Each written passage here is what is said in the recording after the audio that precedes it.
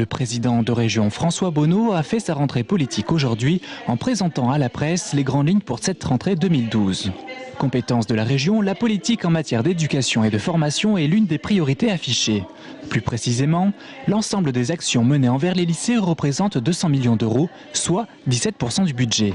En région, le président a rappelé qu'il reste 20% des lycées à rénover. Quant aux 95 000 lycéens qui font eux aussi bientôt leur rentrée, le dispositif de gratuité des manuels scolaires est maintenu, une mesure qui coûterait moins cher que le système de chèque rentrée mis en place dans d'autres régions. Nous allons cette année poursuivre, voire accentuer l'intervention sociale d'aide aux familles. Nous allons le faire à travers la gratuité des manuels acquis par les lycées, qui ne servent pas une fois, qui servent à plusieurs générations de jeunes, puisqu'ils sont récupérés en fin d'année, redonnés au suivant. C'est un modèle qui n'engage pas trop d'argent public, même si bien évidemment il faut le financer. Cette année, une nouveauté va être expérimentée sur 3 territoires de la région et qui concerne directement 6 lycées de Blois. C'est le dispositif Cité Lycée qui doit permettre aux acteurs économiques et associatifs de rencontrer les lycéens qui sortiront eux aussi de leurs établissements pour aller découvrir les acteurs locaux dans leur travail quotidien.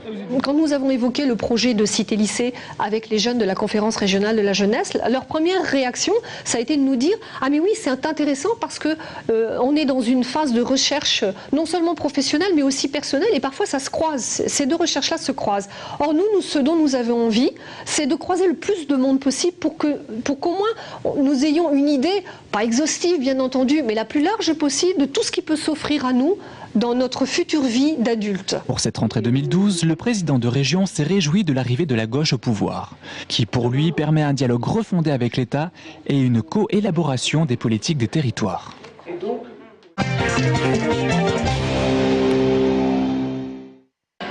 C'est la 18e du nom. La braderie de Tours s'étale ce dimanche dans l'hyper-centre-ville. Du haut de la rue des Tanneurs en passant par la rue Nationale, la rue des Halles et une partie des boulevards Béranger et Horteloup. Le boulevard Horteloup sera consacré à la foire au troc ainsi qu'une partie de l'avenue Gramont. Le village gastronomique ainsi qu'un car podium avec France Bleu Touraine, la Nouvelle République et la ville de Tours prendra place aux abords de la place Jean Jaurès. Place de la Résistance, une garderie animée par Kizou Aventure accueillera les enfants de 4 à 10 ans pour 1,50 € l'heure. Les premiers chineurs sont attendus dès 6h30. Quant aux déambulateurs et autres chercheurs de bonnes affaires, ils auront jusqu'à 19h pour profiter du dédale de Russes en voiture. Bref, et comme le ciel ne devrait pas apporter de pluie, les habitués et curieux devraient être une nouvelle fois nombreux à flâner sous les 23 degrés annoncés pour dimanche après-midi.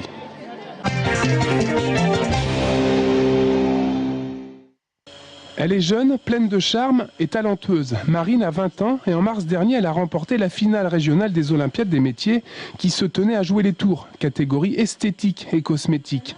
Le 21 novembre prochain, elle sera à Clermont-Ferrand avec 14 autres concurrentes pour participer aux épreuves nationales. Ce sera 16 heures d'épreuves qui se dérouleront sur 2 jours et demi. Et donc, il va y avoir différentes épreuves, donc notamment en soins du corps, soins du visage, beauté des mains, des pieds, et également en artistique, en ce qui concerne le maquillage, visage et corps, et également ongles fantaisie. Marine est encore étudiante pour 1 an. En septembre 2013, elle soutiendra son BTS en alternance d'esthétique cosmétique. Elle passe un peu moins de 50% de son année à Mettray, à l'Institut Beauté Essentielle. Elle s'investit beaucoup et elle montre vraiment beaucoup d'entrain, enfin, à tout ce qu'elle fait. Elle comprend très vite. Quand je lui apprends un soin, je lui montre 1 fois, 2 fois et elle retient rapidement. J'espère être au moins dans le top 3 entre guillemets au niveau des nationales et je vais tout faire pour remporter cette victoire et ainsi aller jusqu'aux internationales. La finale internationale se tiendra, elle, en juillet 2013 en Allemagne. Et Marine s'y verrait bien. Verdict le 24 novembre au soir.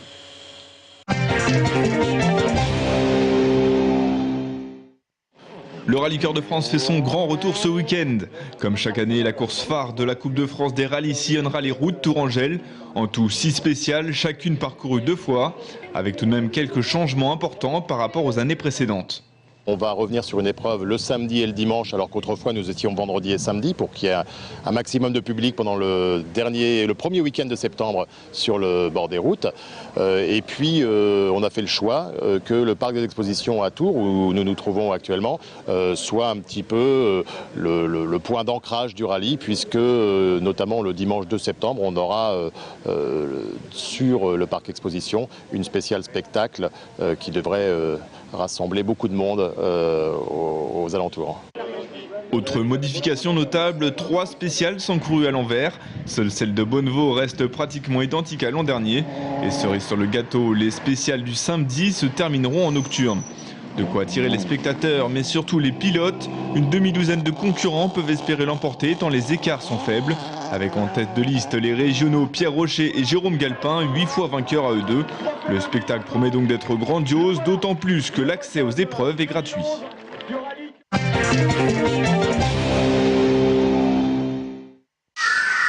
Votre chaîne TV Tours Val-de-Loire fait sa rentrée ce lundi 3 septembre, reprise du journal présenté toujours à 18h45 en direct, suivi de l'invité de la rédaction.